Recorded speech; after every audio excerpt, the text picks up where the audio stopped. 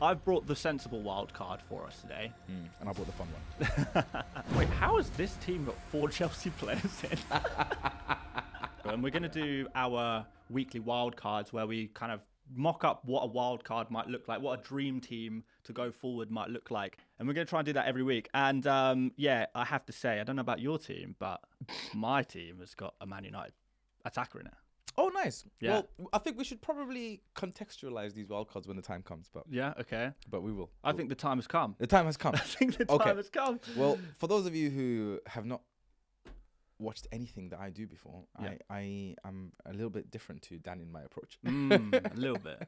Yeah. And I think the point of this segment isn't going to be to show you what we both would do in a ideal wildcard scenario, because we probably would blend from each other a little bit. But the point of this is more so what is on paper good wildcard based on data, based on what's working, versus what is a bit more of a optimistic, provocative, differential wildcard. So I've brought the sensible wild card for us today. And I brought the fun one. Let's save the fun one till last. Let's do the boring one first. And I think this, if I was on a wild card right now, say your team in game week 1, you've got Isak, you've got I don't know, Wissa and Gavardio, and your whole team is ruined. No Haaland. No Haaland. Because I think if you're going sensible and you're continuing, you know, you're staying the course, then I think you stick with Salah as Salah is more dangerous to your rank than Haaland is. Okay, I guess from that perspective. So if we're trying to be a little safer, more conservative kind of wild card here, I think you do have to keep some of the players that, you know, you perhaps would have had in game week 1. And I don't actually think this team is super dissimilar to a lot of people's game week 1 team, which is why I think it's so important to, you know, if your team does look a bit like this, even like half of the players like this, you're probably in a pretty good situation, in my opinion anyway. So this is the weekly wildcard team. So we've got Raya in goal, Munoz, Cucurella, and Anderson in defence. A midfield of Salah, Palmer, Semenyo, and Burma and Reinders. Up front, we've got Watkins and Strand Larsen. And on the bench, we've got Dubravka, Van der Ven, this little Sunderland centre-back called Alderete. Yeah, where I pulled that one from. No, he's basically, we think he's going to be the Sunderland centre-back going forward. So, you know, potential for those defensive contributions there. Maybe you could go for Reynaldo here as well, but I think Alderete more likely to get defensive contributions there. And Mark Yu as well. So just for some cheap players on the bench. All good players, good fixtures. I mean, I think you could even play Alderete in game week 2 if you did bring him in a hypothetical wildcard team. But yeah, I think the main differences with this team and maybe some of the teams we were selecting in game week 1 is we've gone for Raya. Well, I think looking at Arsenal right now, the defenders, we kind of already knew they're unlikely to get defensive contribution points. And the centre-backs cost 6 million, not going to get defensive contribution points. The full-backs cost 5.5, a little bit cheaper, but they are so rotation risk that you just cannot touch them. Calafiori banged in game week 1. I would not be surprised to see Lewis Skelly start at left-back game week 2. So it just can't go there, Yeah. So it makes sense to go Raya 5.5. Thought he had a brilliant game in game week 1. He did. There was only a few Arsenal players that I thought had a good game in game week 1. Raya was definitely one of them. And we'll talk about the other one a little bit later, but yeah, no spoilers. The other differences is maybe Semenyo and Mbermo. I'd say they're the only other 2 players that kind of maybe stand out as players that maybe people weren't picking in game week 1. Semenyo, I think what put a lot of people off him was that game week 1 fixture against Liverpool. And that's certainly what put me off. I think that was the deciding factor between Rodgers and him. Of course, Liverpool defensively look pretty crap at the moment. I think they will improve, but I think it's going to take a couple of weeks. And Semenyo, particularly Bournemouth and Wolves, they now have a really nice run of fixtures. They've got that tough fixture out the way. They've got some nice ones now. Yeah. And Mbermo, this could be Cunha just as easily, I think. I like the look of that Man United attack right now. Here's a wild prediction. Mbermo and Cunha are going to be as a double up in a lot of teams by game week 8. Do you reckon having both of them? Yeah. The 2 8.8 million guys? Yeah. Wow. Yeah, I mean, I can potentially see it. I think definitely we're going to see a shift away from Bruno, the tried and tested, to something a little bit more spicy. But, you know, I think for a lot of people, they wanted to see Mbeumo, they wanted to see Cunha, they wanted to see how they fit in, how they play first before jumping there, right? Naturally, right? And it's United as well that you're dealing with, respectfully. Yeah. A lot of good players go there and aren't good players. So pretty much, yeah. So I think that caution was absolutely fine. I personally had that caution with Bruno as well. I just didn't think he'd be a good option. A lot of people obviously disagreed, but I think with the emergence of Bruno, of Mbeumo and Cunha, the only thing Bruno has on them is going to be obviously DEFCON and penalties. Yeah. One defensive contribution away. That brought me so much joy. That brought me so much pure Anderson the same. Joy. Anderson the same. Anderson had a great game though. Oh, yeah, he did. Sensational game. All right, well, read me through your weekly wild card and then maybe talk to me a little bit about some of the key differences between this and the template, which I think there is maybe a few more in your instance. Because of just predicted points for Game Week 2, Dubravka is actually starting in this team, but in reality, obviously, you'd probably start Sanchez. Yeah. I've gone for 8 Nouri in defense. Again, I mirror what I said last week. I think 8 Nouri is phenomenal. Strange positioning and very interesting positioning. Rico Lewis is not good for 8 Nouri. No. And Rico, apparently, Gvardiol had some kind of an issue. Yeah. Which is why he didn't start. Yeah. Wasn't even in the squad. Yeah. Exactly, yeah. So, the positioning on 8 Nouri, so basically, Rico Lewis was doing that thing where he pops into sort of that 60-80 position, and 8 Nouri was playing a bit more deeper, especially sort of earlier on in the game. Kind of left centre back, kind of tuck in kind of role. Exactly. So concerning, but it was a great performance. Second half, he was even better. I think 8 Nouri is going to be rock solid. 9-pointer last week. I'm very happy with him in my team right now. He could be playing even wing back against Spurs. I don't know how. Yeah, maybe. I don't know how Pep's going to line up, but like we see, there is still obviously a very small risk.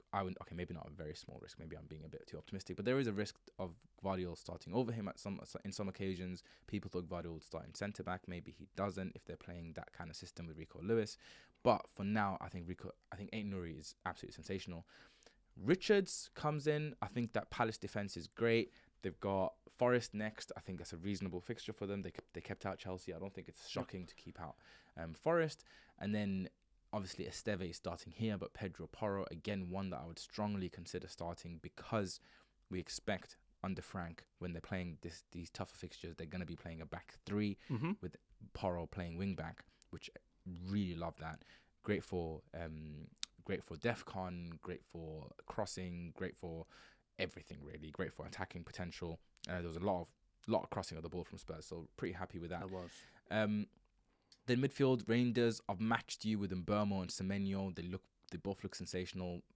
Bournemouth absolutely killing it with the fixture ticker once the Liverpool game's gone now. And you've got Palmer as well. I've gone for Palmer. Sorry, go ahead. I've gone for Palmer as well, but I've gone for the double up with Bournemouth here, where I've gone for Evan Nilsson as well up front. Okay. I've kept Palmer. Did you keep Palmer as well? Yeah. I think our midfields are the same, but I guess I've got Salah.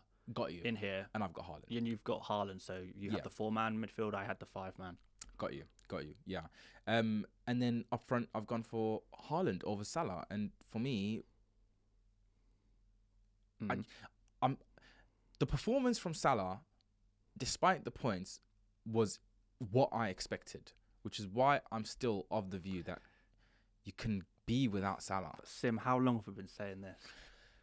I don't know, man. I was joking with one of my friends, but one of these years I'm gonna be right.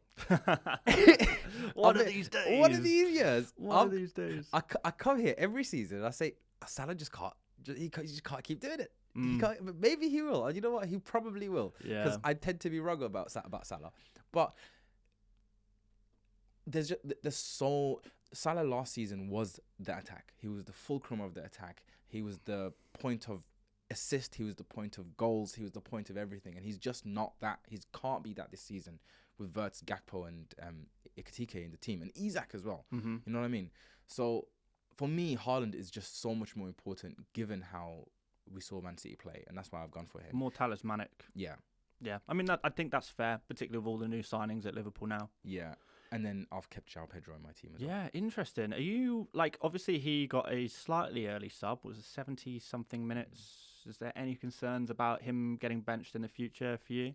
I mean, it's if he doesn't score in the next two, you'd expect Delap to start the fourth one. Do you think he's going to, have that chance to play the next couple of games? I think he will. Yeah. I think he will. Like, it's one game. I don't want to lose it over that. He's been scoring in preseason. He's been scoring in the Club World Cup. I expect the goals to come. I've gone for Rutter as well, who I'm very, very impressed with. Jorginho. Playing up front almost, basically, for Brighton. So on penalties as well, I believe. No, he won the penalty, and it was O'Reilly who took it. But if O'Reilly wasn't on the pitch and neither was Welbeck, I can imagine a world in which Jorginho was to take a penalty. Yeah. But yeah, just as a fifth midfielder, could, I guess, rotate with Reinders if needed. I don't know. Reinders is like superhuman right now. You could captain him. I think the way people are talking about him. Yeah, people talk about him like he's like the next coming of Christ. Cole Palmer. Yeah. Well, Cole Palmer or Morgan Rogers. I think that's maybe a little premature. Like, it's been one game. He had one very good game. But, like, if anyone watched the Club World Cup, he also played 3 90-minute games there where he didn't get a single goal, single assist. So, if you count that as part of your data set, then of like official games for Reinders for Man City, then, he's 2 returns in 4. Which is good for a 5.5 million midfielder. That's incredible. It's not game breaking. But it's not game breaking. No. And that would be my point. I think, if I'm making a transfer this week, maybe I've got a 5.56 million midfielder I don't like. Hell yeah, I'd be going for Reinders. I'd be going straight for him. But, talking about selling Wirtz or Bruno for him and, not even reinvesting the money immediately, it's like, really? Yeah. Maybe a little early for that. Yeah. But I live to be proven wrong, so we'll see what happens. You got Tosin on the bench there as well, I see. I like that pick. There's not really... The thing was, I want a 4.5 because in this wild card, you're not really going to be starting them all that much because of Porro. So I wanted good cover there available. You obviously have Sanchez in goal. Wait, how has this team got 4 Chelsea players in? Excuse yourself? I just realised